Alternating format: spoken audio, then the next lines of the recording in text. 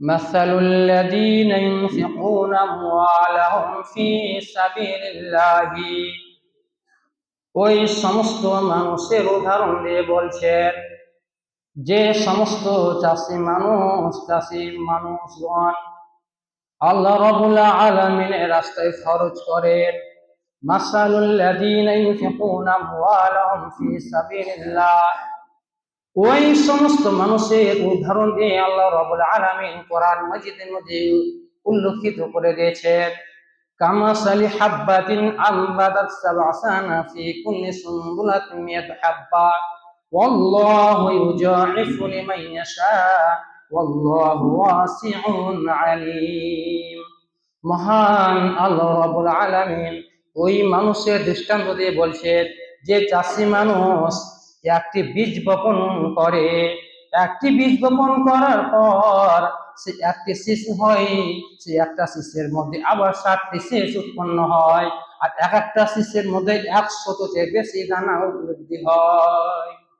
জি, আল্লাহ রাব্বুল আলামিন এই জায়গায় শুধুমাত্র তা নয়, আমরা চাষি মানুষ একটা বীজ আমরা বপন করি মাঠে, সে একটা বীজের মধ্যে আবার 60টি শীষ বার হয়, আবার 60টি শীষের মধ্যে এক একটা শীষে 100-তে বেশি দানা উপলব্ধি হয় কি হয় না? আমরা কয় কেজি মাটি লাগিয়েছিলাম আর কয় কেজি পেয়েছি? আমরা কখনো কি গণনা করেছি? একটা শীষ যে ধানের শীষ যে আমরা পাচ্ছি, সে ধানের শীষে আপনার গণনা যদি করি, আল্লাহ রাব্বুল আলামিন বলছেন ওয়াল্লাহু ইউজাইফু লিমান ইয়াশা, তার চেয়ে আমি বেশি বৃদ্ধি করে দিই। আল্লাহু ওয়াসিউন আলীম, আর আল্লাহ রাব্বুল আলামিন সর্বজ্ঞানী। তাহলে এই জায়গায় আল্লাহ রাব্বুল আলামিন আমাদেরকে দৃষ্টান্ত দিয়ে বলছেন যে আমি তোমাদেরকে যেভাবে দিই ওইভাবে আল্লাহর সাথে তুমি ব্যয় করো, খরচ করো। খরচ করতে গেলে আপনার কি লাভ রয়েছে, কি আপনার উপকার রয়েছে, অবশ্যই বুঝতে পারবেন। আমরা যেমন মাঠে চাষবাস করি, সম্পূর্ণ আল্লাহ রাব্বুল আলামিনের ভরসা আমরা ছেড়ে দিই, সম্পূর্ণ ছেড়ে দিই। কোন মানুষের তাওয়াক্কুল করি না, কোন মানুষের ভরসা করি না। দেখেন আপনার গম, সরিষা, মসুর, খেসারি, যত যা রয়েছে ফসলগুলো, সমস্ত ফসল আল্লাহ রাব্বুল আলামিনের দয়ায় আমরা ছেড়ে দিই। আল্লাহ যদি চান তার আমাদেরকে দিবেন, না হলে আমরা পাবো না, এই যে আশা। অনুরূপ ভাবে আল্লাহ রাব্বুল আলামিন অন্যত্র আয়াতে বলছেন ওয়াল্লাযীনা ইউনফিকুনা আমওয়ালাহুম বিল-লাইলি ওয়ান-নাহারি সিররান ওয়া আলানিয়াতান ফালাহুম আজরুন ইনদা রাব্বিহিম ওয়ালা খাউফুন আলাইহিম ওয়ালা হুম ইয়াহজানুন। দ্বিতীয় আয়াত আল্লাহ রাব্বুল আলামিন বলছেন ওয়াল্লাযীনা ইউনফিকুনা আমওয়ালাহুম বিল-লাইলি ওয়ান-নাহার, যে আল্লাহ পরিচিত বান্দা বান্দি আল্লাহ রাব্বুল আলামিনের রাস্তায় যারা খরচ করে দিনে এবং রাত্রে, বিন-নাহারি ওয়াল-লাইল, রাত্রে দান করতে পারে এবং দিনও দান করতে পারে। আমাদের সমাজে এমন এক কুপ্রথা রয়েছে যে রাত্রে কোনো লক্ষ্মী যদি দান করা হয়, কোনো মানুষের বাড়িতে থেকে যদি কোনো কিছু যদি বার করে দেওয়া হয়, তাহলে রাত্রে দেওয়া যাবে না, লক্ষ্মী আর ফিরে আসবে না। এটা আমাদের কুপ্রথা। অনেক মানুষ রয়েছে বাড়িতে যদি কোনো জিনিস চাইতে যাবেন, রাত্রে দিতে হয় না, দিনে দিব, সকালে দিতে হবে বা ফার্স্ট সকালে দিতে হয় না। অনেক রকম আমাদের কুপ্রথা রয়েছে, এই জিনিসগুলো না। বিল-লাইলি ওয়ান-নাহার, আপনি রাত্রে দিতে পারেন এবং দিনও দিতে পারেন। শুধু তাই নয়, রাত্রে নয়, দিন সিররান ওয়া আলানিয়াতান, কখনো কখনো আপনাকে প্রকাশ্য ভাবে এলান করে দান করতে হবে, আবার কখনো আপনার লুকিয়ে দান করা যাবে। যে আপনি লুকিয়ে দান করতে পারেন এবং আপনি প্রকাশ্যে দান করতে পারবেন সময় অনুযায়ী। যে জায়গা আপনি দেখতে পেয়েছেন যে আমি যদি 500 টাকা যদি এলান করে দিই, তো আমার থেকে আর দু একজন ভাই যদি দিতে পারে, এই যে আপনার একটা আশা উদ্দেশ্য, তা আল্লাহ রাব্বুল আলামিন এই জায়গায় বলছেন সিররান ওয়া আলানিয়াতান, আপনি কখনো প্রকাশ্যভাবে দান করেন, আবার কখনো আপনি লুকিয়ে দান করেন। বুঝতে পেরেছেন? তাহলে এই জায়গায় আল্লাহ রাব্বুল আলামিন বলছেন দিনে এবং রাতে দুই জায়গায় আপনি দান করতে পারেন, দিনেও করতে পারেন, রাত্রে করতে পারেন। শুধু তাই নয়, আবার প্রকাশ্যে এবং অপ্রকাশ্যে লুকিয়ে ভাবে আপনি দান করতে পারেন। তাহলে কি বদলা হয়েছে? সিররান ওয়া আলানিয়াতান ফালাহুম আজরুহুম ইনদা রাব্বিহিম, আল্লাহ রাব্বুল আলামিনের নিকটে আমরা অবশ্যই অবশ্যই বদলা পাবো। ওয়ালা খাউফুন আলাইহিম ওয়ালা হুম ইয়াহজানুন। শুধু বদলা নয়, বদলা নাই, যে কাল কিয়ামতের মাঠে আমাদের ভয়াবহ অবস্থা রয়েছে। আবার কাল কিয়ামতের মাঠে এমন অবস্থা হবে, এক অপরকে চিনতে পারবে না, এক অপর আমরা সহযোগিতা পাবো না। ওই সময় মহান আল্লাহ রাব্বুল আলামিন বলছেন ওয়ালা খাউফুন আলাইহিম, আপনার কোনো ডর থাকবে না, কোনো ভয় থাকবে না। আপনি যদি দুনিয়াতে কোনো ভালো আমল করে যান, দুনিয়াতে আপনি যদি সলেহ কাজ করে যান, ভালো কাজ করে যান, তার ওইখানে আপনার ভয় থাকবে না। শুধু ভয় নাই, ওয়ালা খাউফুন আলাইহিম ওয়ালা হুম ইয়াহজানুন। তারপরে বলা হচ্ছে যে কোন চিন্তিত হবেন না। ভয় জিনিসটা একটা আলাদা, চিন্তা জিনিসটা একটা আলাদা। আপনার ডর ভয় রয়েছে, অমুক জায়গায় গেলে আমাকে অমুক ব্যক্তি মারবে, এটা ভয়। কিন্তু আপনার চিন্তা যদি আপনার মনের মধ্যে যদি রোগ হয়ে যায়, মানসিকতা রোগ যদি আপনার সৃষ্টি হয়ে যায়, তো কোনো ডাক্তার চিকিৎসা করে পারবে না। এই আপনার চিন্তা আপনার থাকবে না। ওয়ালা খাউফুন আলাইহিম ওয়ালা হুম ইয়াহজানুন। সুবহানাল্লাহ। যে কাল কিয়ামতের মাঠে যে আমাদের ভয়াবহ অবস্থা রয়েছে, কিরকম ভয়, একটা হাদিস না বললে বোঝা যাবে না। এই হাদিসটা হচ্ছে হাদিসে কুদসি।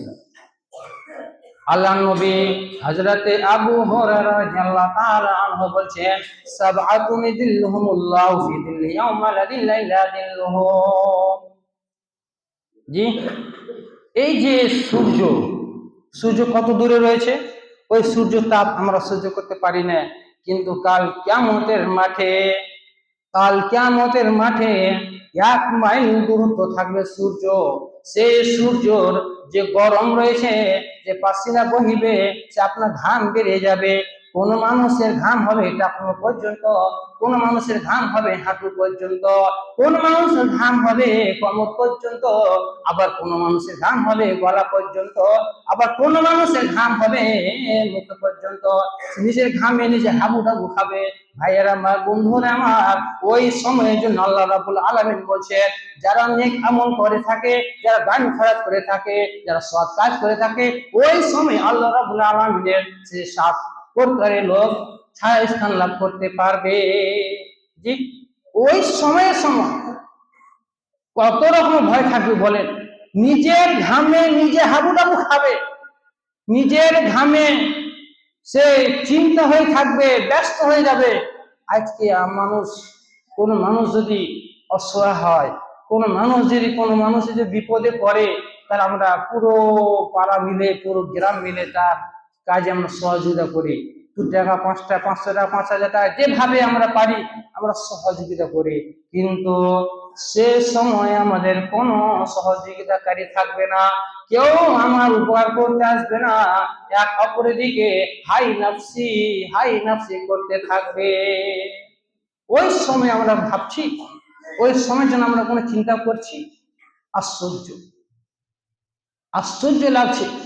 এই দুনিয়ার ক্ষেত্রে আমরা এমন ভাবে লিপ্ত রয়েছি, এমন ভাবে আমরা লেগে পড়েছি, যে আর কখনোই মনে হয় ভালো কাজে আমরা অগ্রসর হতে পারবো না, কখনোই আমরা আর দুনিয়া ছেড়ে যেতে পারবো না। জি, তাই কি না? আল্লাহ নবী বলছেন, 7 প্রকারের লোক আল্লাহ রাব্বুল আলামিনের আরশের নিচে স্থান লাভ করতে পারবে। 7 প্রকার লোক। তার মধ্যে কে কে বলুন দেখি? একটু আপনারা আগিয়ে চলে আসুন, বাচ্চাগুলো একটু আগে আগে জমে জমে বসো, অনেক লোকরা আছে, সে বাইরে জায়গা হবে না। যেটা বলছিলাম, আল্লাহ রাব্বুল আলামিন কোরআনুল মাজিদের মধ্যে বলছেন, নবী করিম সাল্লাল্লাহু তাআলা আলাইহি ওয়াসাল্লাম বলছেন, সাবআতুন ইযিল্লুহুমুল্লাহু ফি যিল্লিহি ইয়াওমা লা যিল্লা ইল্লা যিল্লুহু।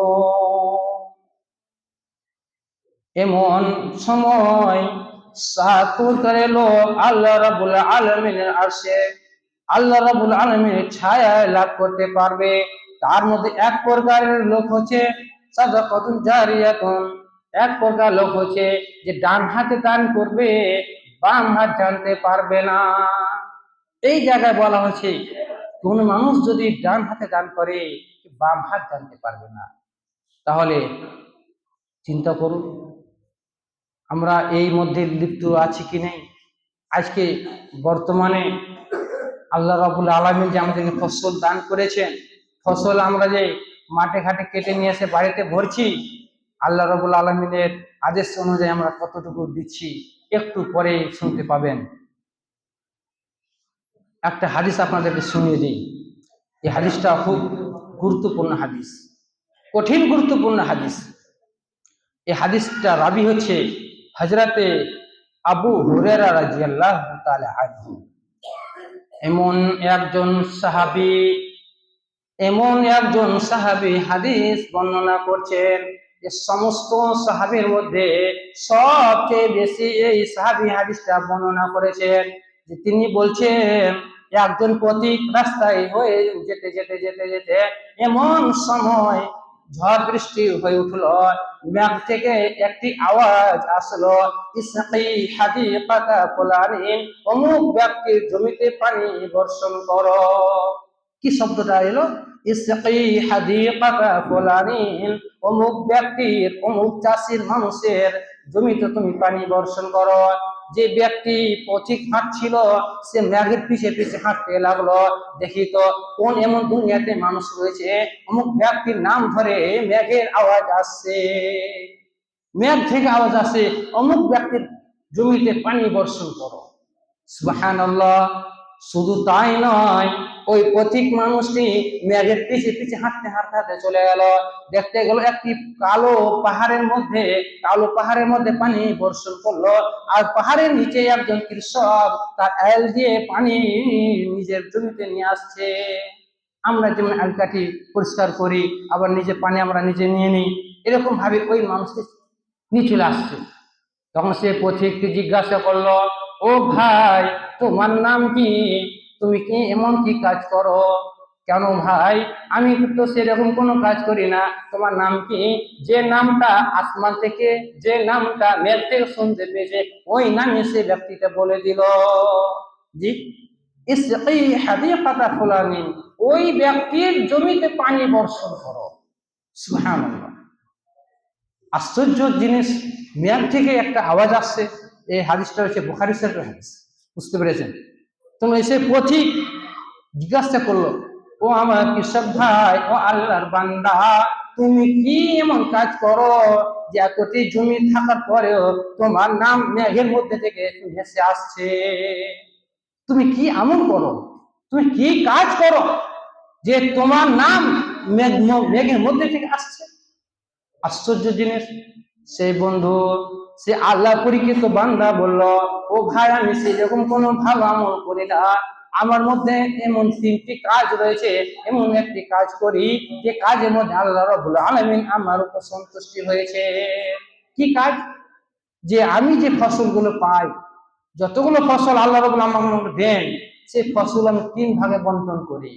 কয় ভাগে? 3 ভাগে।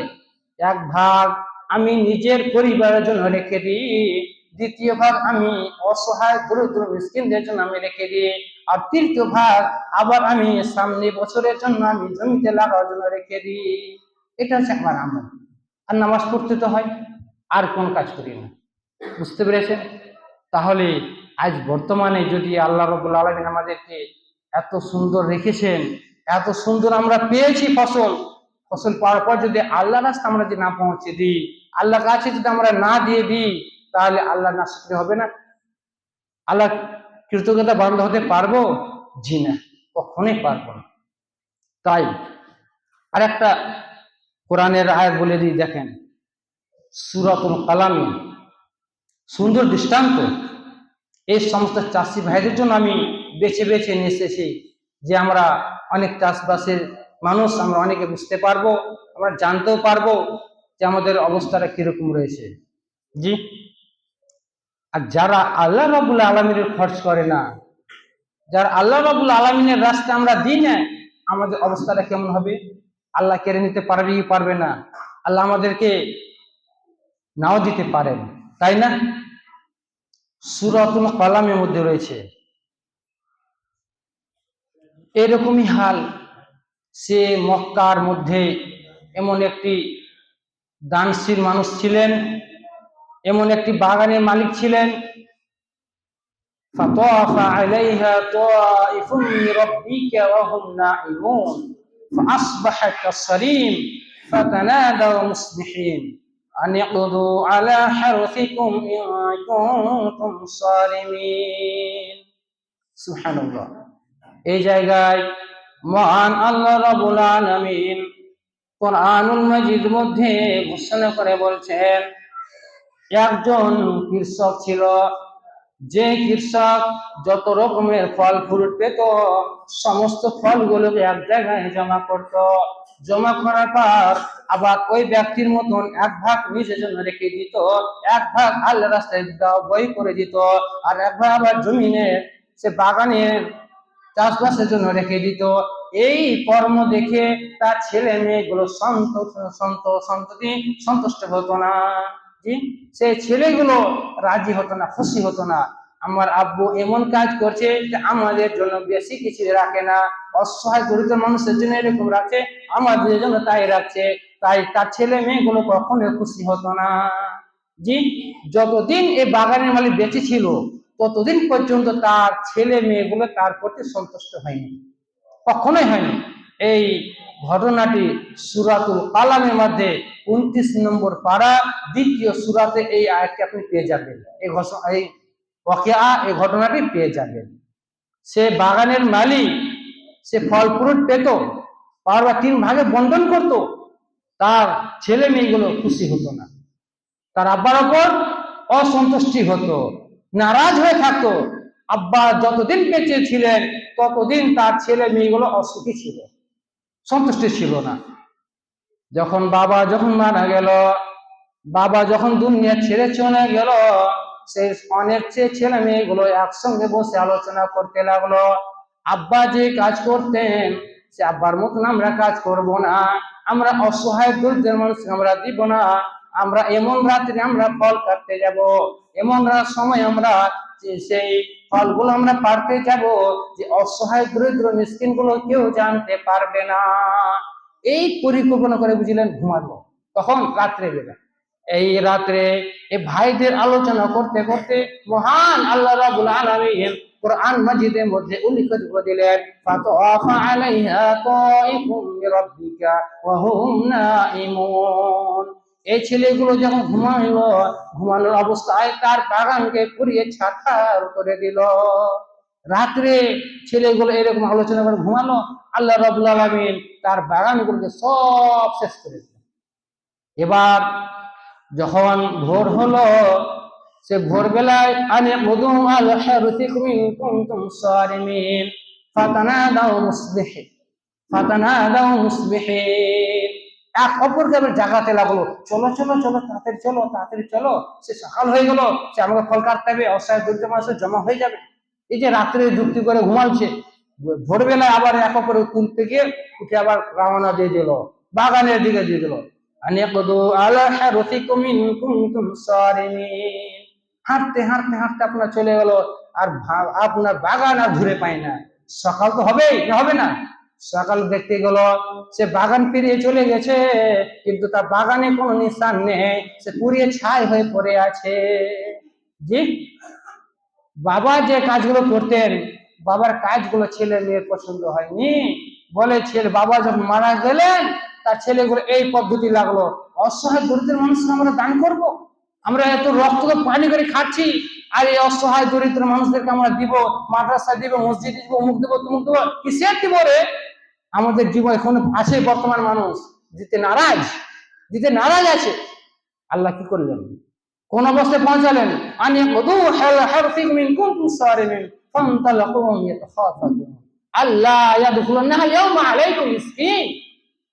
আমরা এমন অবস্থায় পৌঁছে যাব যে অসহায় দরিদ্র মিসকিন কেউ জানতে পারবে না, আমরা সব ফল ফসল গুলো নিয়ে এসে বাড়িতে নিয়ে চলে আসবো, কেউ টেরও পাবে না। এই যে পরিকল্পনা ঠিক ছিল? পরিকল্পনা ভালো ছিল? জি না। আরে আপনি রক্ত পানি করার পরে আপনার মাল, তবুও যার যেটুকু মাল হক রয়েছে সব পৌঁছে দিতে হবে। আপনার একটু আগে চলে আসেন, সামনে জায়গা পায় না, বাচ্চাগুলো আগে চলে এসো, আগে চলে এসো না। তাহলে সময় কিন্তু পেরিয়ে গেছে, আর সময় নেব না, আর এক দুটি হাদিস বলবো ইনশাআল্লাহ, বলে শেষ করে দেবো। যে আমি আপনাদের সামনে যে ওয়াকিয়াটা বললাম, সূরাতুল কালাম 29 পারা নম্বর 2 সূরাতে আল্লাহ রাব্বুল আলামিন এই ঘটনাটি প্রকাশিত করেছেন, উল্লেখিত করেছেন।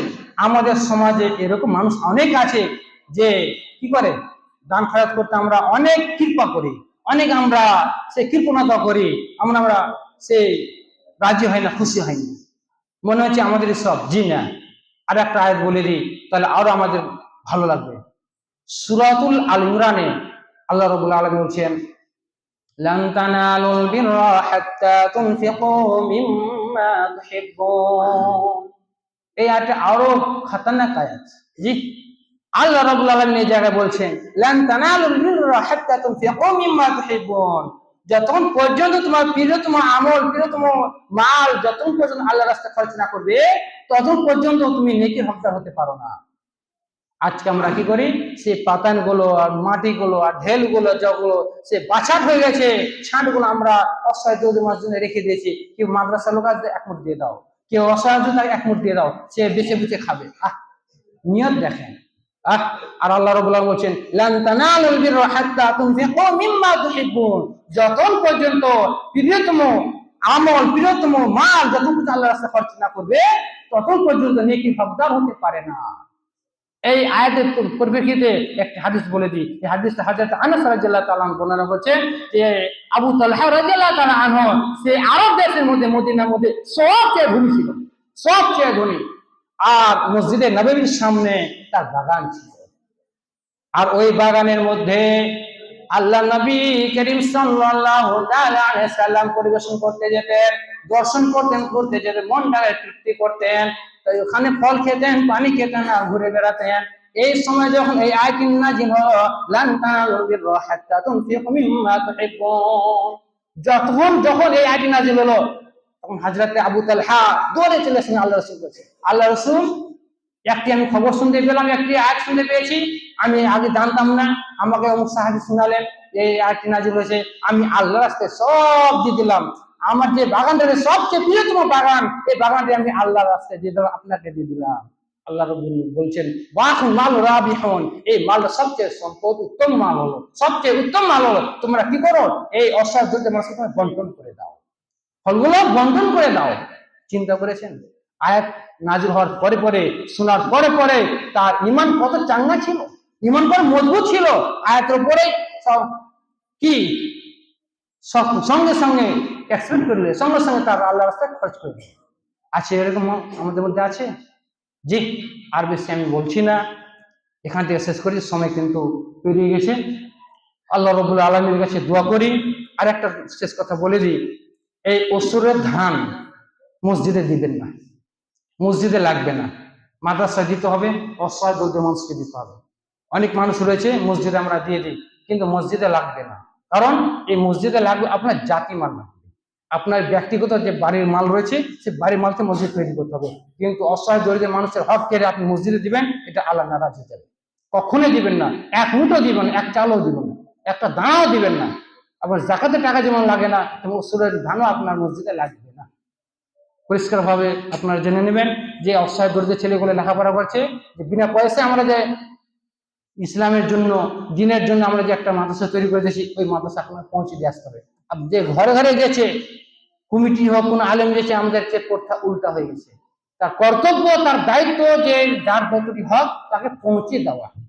মাদ্রাসায় যাওয়া, মাদ্রাসা আপনি পৌঁছে দেন, তাহলে তো সেফটি থাকবে। তার উচিত হবে আপনার পাড়া থেকে অসহায় রয়েছে, দরিদ্র রয়েছে, তার বাড়িতে আপনি পৌঁছে দিলেন, 1 মণ পালেন, 10 কেজি পালেন, 5 কেজি, আর ওর বাড়িতে আপনি যান, তাহলে ওর মনটা কত খুশি হবে, যাক আমার তো ধান হয়নি, আমরা তো ধান লাগাই না, ওই ব্যক্তিটা আমাকে দিতে এসেছে, কত মন খুশি হবে। আর আপনার কাছে চাইতে আসবে, আপনি 1 মুঠ দিবেন, 2 মুঠ দিবেন, অন্যরকম লাগছে। আপনাদের মন কেমন লাগে? এমন ব্যক্তি সূরাতুল মারিজে বলা হয়েছে, এমন ব্যক্তি রয়েছে কি চাইতে লজ্জা বোধ করে। আপনার পাড়া প্রতিবেশী আছে, কিন্তু কখনো চায় না, সে বিধি বিধায়ক বা কোনো কোনো উপায় আছে, কাজ চলছে, কিন্তু চাইতে চায় না। অনেক আছে বাড়িতে, মানে আমাদের গ্রামের মধ্যে, পাড়ার মধ্যে। যাই হোক, এই জিনিসগুলো আমাদেরকে একটু লক্ষ্য রাখতে হবে। যার যতটি হক রয়েছে, যেখানে যার প্রয়োজন আছে, সেই প্রয়োজনগুলো আমরা ইনশাআল্লাহ যেন দিতে পারি। আল্লাহুম্মা আমিন। সুবহানাকা আল্লাহুম্মা রাব্বানা ওয়া বিহামদিকা আশহাদু আল্লা ইলাহা ইল্লা আনতা আস্তাগফিরুকা ওয়া আতুবু ইলাইক। أعوذ بالله من الشيطان الرجيم بسم الله الرحمن الرحيم قل الله أحد الله الصمد لم يلد ولم يولد ولم يكن له كفوا أحد اللهم صل على محمد وعلى آل محمد كما صليت على إبراهيم وعلى آل إبراهيم إنك حميد مجيد اللهم بارك على محمد وعلى آل محمد كما باركت على إبراهيم وعلى آل إبراهيم إنك حميد مجيد سبحان ربك رب العزة عما يصفون والسلام على المرسلين الحمد لله رب العالمين.